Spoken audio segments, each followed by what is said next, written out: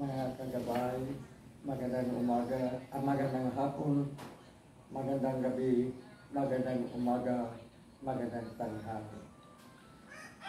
At sana tayo naroon, ano man ang ating mga ginagawa.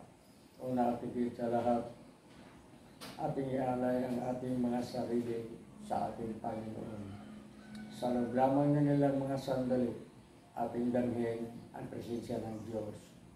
Sumasa atin ang pagpapala, ang biyaya, ang pag-ibig, at ang kapayapaan ng Ama, ng Anak, at ng Espiritu Santo na bubuhay at naghahari, iisang Diyos magtaas sa walang hanggan.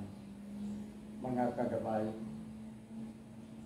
hanapin natin ang kaharian ng Diyos.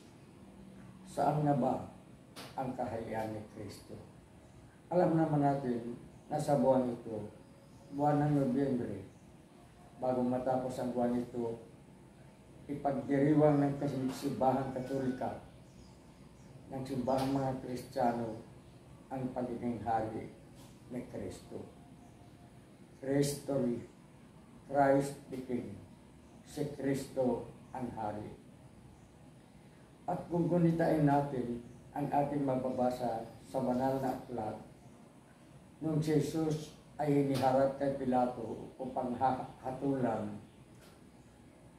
tinanong ni Pilato si Jesus kung siya nga ba ay isang hari. Hindi sumagot kaagad si Jesus. Kaya inulit ni Pilato ang kanyang tanong kung si Jesus nga ba isang hari. At ang naging sagot ni Jesus, ikaw ang may sabi. You said it. Ikaw mismo ang nagsasabing hari ako. Yan ang ibig sabihin ng ating Panginoon. Subalit, ang ating kaharian wala dito sa lupa. Kung ang aking kaharian na dito sa lupa, susugod ang aking mga angeles upang ako ay ipagtanggol. Ito ang nagiging sagot ni Jesus kay Pilato. Mga kagbayan, alam naman natin na si Jesus ay tunay na Diyos. Ang tunay na Diyos na nagiging tunay na tao sa katauhan na Jesus. Siya ay isang hari, isang Diyos, Diyos na makapangyarihan, hari ng mga hari, King of Kings. Ngunit kanyang sinabi na ang kanyang kaharian ay wala sa lupa. Nasaan nga ba ang kaharian ni Jesus? Balikan natin ang kanyang sinabi. Una at higit sa lahat, hanapin ninyo ang kaharian ng langit. At ang lahat ng inyong mga kahilingan, ang lahat ng inyong pangangailangan ay susunod na darating, ay ipagkakaloob. Ito ang sinabi ng ating Panginoon. Hanapin ang kaharian ng Diyos. Seek first the kingdom of God. At dito nga sa ating paggugunita ng ating simbahan na pagdiriwang ng hari ng mga hari, ng si Kristo ay hari. Ituon natin na mabuti ang ating pananaw sa kaharian ng Diyos sa katauhan ni Jesus. Sinabi ni Jesus na hindi sa hari sa sanlibutan ito. Wala sa mundo ang kanyang kaharian. Nasaan nga ba? Ang kaharian ni Jesus nasa ating mga puso. Sapagkat ang kaharian ng Diyos ay kaharian ng kabutihan.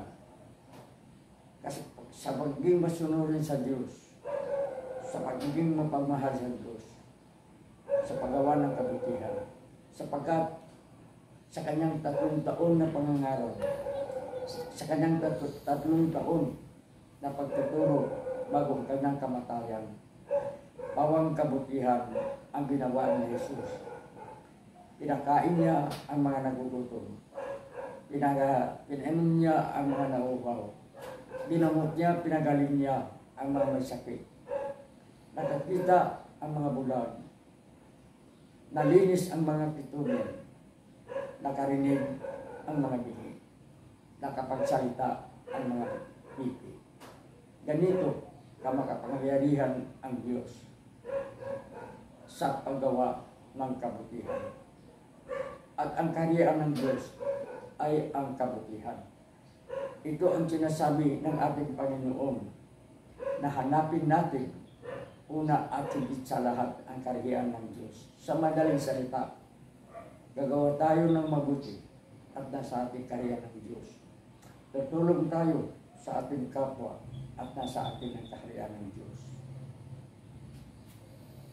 At saka lamang ipagkakaloob sa atin ng Diyos ang lahat ng mga biyaya, ang umaapaw at siksik, liglig, loob, sikik, liglig na mga biyaya kung tayo ay mga mabubuting tao, mabuting mga anak ng Diyos, matulungin, nagmahal sa Diyos, nagmahal sa kapwa, at nagmahal sa sarili. Dito sa ating pagdiriwang ng si Kristo Hari, huwag nating isipin ang isang makapangyarihan ng hari. Dapat ang ating isipin ang isang mapagmahal, ang isang mapagpapakumbaba, ang isang maawain, at isang mabuting hari. Haring naglilingkod, haring nagmamahal, haring nagbibigay biyaya, haring nagpapatawan. Dito natin masusumpungan ang kaharian ng Diyos. Sinasabi nga at tayo ay naniniwala na ang kaharian ng Diyos ay nasa langit. Hindi naman natin alam kung nasaan at ano talaga ang langit.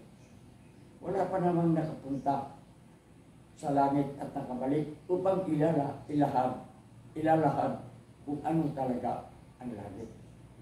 Sa madaling salita, nandito sa ating katauhan ang kaharian ng Diyos, ang kaharian ng kabutihan, ang kaharian ng kapayapaan, ang kaharian ng pagmamahal. Ito ang kaharian na dapat natin hanapin sa ating pagdiriwang ng Christ the King, ng si Kristo ay Hari. Dito natin makikita na ang isang hari, ang isang leader, ang isang pinuno ay dapat naglilingkod. Dapat gumagawa ng kabutihan. At harinawa, itong kaharian nito ay makikita natin sa ating lipunan, sa ating gobyerno, sa ating bansa. Saan maghahari, magiging pinuno, mamumuno ang mga katulad ni Jesus. Haring naglilingkod, haring hindi pinaglilingkuran. Ito ang tunay o ito ang kaharian ng Diyos na nais sa atin, na nais ni Jesus na una ating hahanapin bago tayo hihingi ng anumang biyaya, ng anumang grasya sa ating Panginoon. Napakaganda kung marating natin, kung masumpungan natin ang kaharian ito. Ang kaharian ng kabutihan, ang kaharian ng pagmamahalan, ang kaharian ng pagtutulungan, ang paggawa ng mabuti, ang pagtulong sa kapwa, ang paglingkod sa kapwa, lalong-lalo na sa pinakaaba at sa pinakamababa. Harinawa, tayong lahat matuto sa pagdiriwang ng Christ the King. Matuto tayong hanapin natin ang kaharian ng Diyos sa pamagitan ng paggawa ng kabutihan na ipinakita ni Jesus sa kanyang buhay bago ang kanyang kamatayan.